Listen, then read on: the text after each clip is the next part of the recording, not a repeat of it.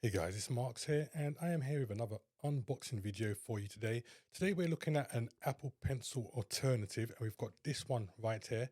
It's by a company called Metapen, and we're going to take a look and see if it's as good as they've been advertising on Amazon. So as you can probably see here, it's Metapen Pencil A8. It says it comes with a user manual, two pen tips, and one USB-C cable. So we're going to get into this one and see how good this pen is. So we're just going to unbox it right now, get through here and see what's inside the box.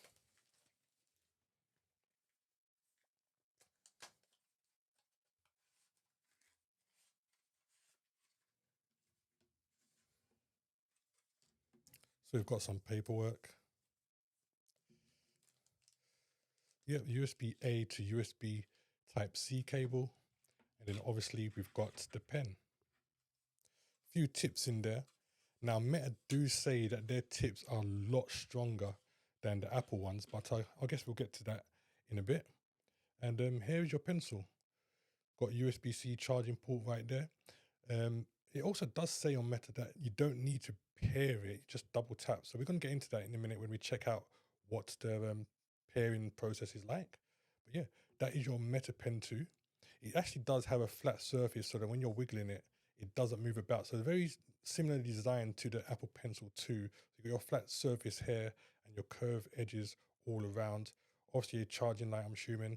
But we're going to get into that and take a look. It does very much look like an Apple Pencil USB-C, doesn't it? Well, I suppose in most of the companies will take a very similar design point as Apple. So let's check this out. We're going to get an iPad and try and see what it's like pairing it and using it and all that good stuff. So I've got a 10th gen iPad right here. And we're going to check to see how the pairing process goes. So obviously here's the pen. The light's already on as soon as I came out of the box, which you guys hopefully saw earlier. I'm going to do the standard things off first just to see if it does pick up anything on Bluetooth. So let's take a look, see. Yeah, it doesn't seem like anything's come up on Bluetooth. Now, better just say a double tap. So let's double tap and see. Obviously the light's gone off, so let's double tap again. All right, so the light seems to come on and off with a double tap.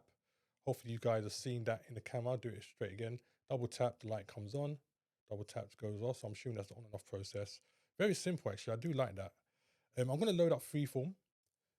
And then we're going to see if we can get this pen working, how responsive it is, all that kind of stuff. So the light's off, double tap. So we've got it on right now. Let me just press on the pencil thing. Yes, it's just literally worked straight out of the box. I've not had to do the Bluetooth process on the settings. It literally is just working straight out of the box. It seems to be very responsive. As soon as I tap it on any of these things here, it does seem to move along. Hopefully you guys can see that on the camera. Let me bring it up a bit closer. So as I'm tapping these, it does move pretty instantly, which is good. And as you can see there, you've got your various thicknesses.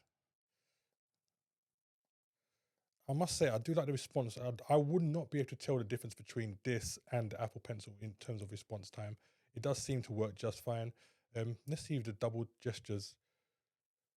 I don't see any double gestures like we get with the Apple Pencil.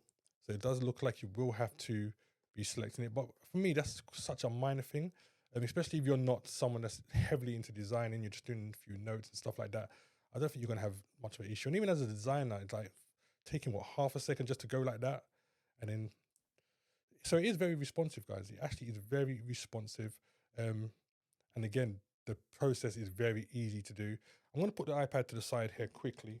And let's just grab the cable that came inside the box. Where's my knife?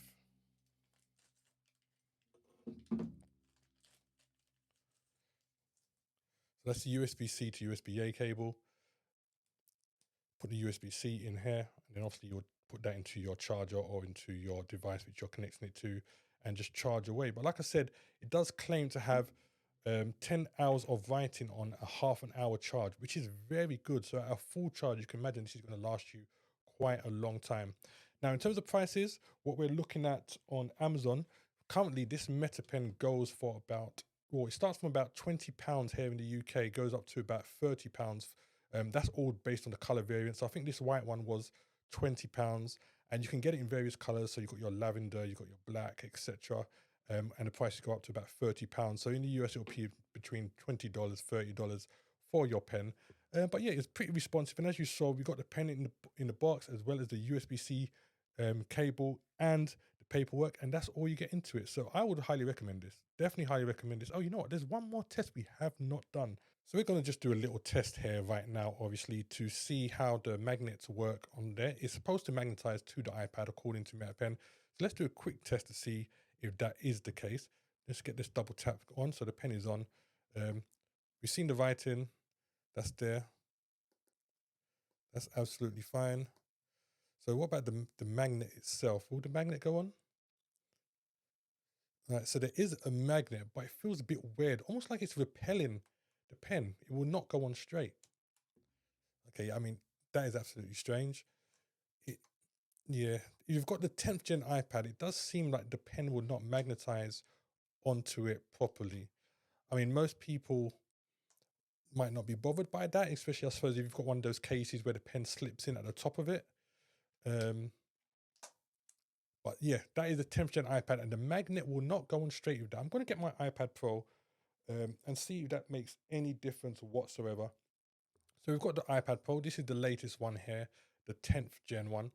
Sorry, the 10th gen, the one with the M4 chip. So this is your latest iPad Pro, 13-inch. And there we go. To see, this is what it's supposed to do. Literally, as you can see here, it's gone straight on in terms of the magnets, and there's no issue here. As with the 10th gen, it just kept rotating, but this one seems to work a bit better. I will say though, it doesn't seem like the magnet is terribly strong.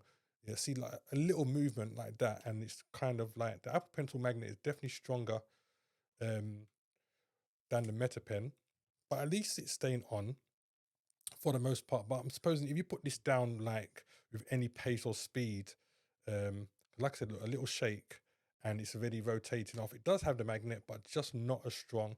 And like you saw with the 10th gen one, it is a bit weird. It doesn't actually want to stay on straight at all. I mean, just holding it here like this, it doesn't look like it's going to drop, but I'm holding it pretty steady. Again, like if you're just walking about your house and the pen's on the side, I anticipate that little bit of movement, yeah, will get the pen to kind of fall. So you have to be very careful with that, not to lose it. Or if, like I said, you've got one of those cases where the pen kind of like slips in at the top and then you put your iPad in, it could work. But just something to keep in mind, it does magnetize on the iPad Pro.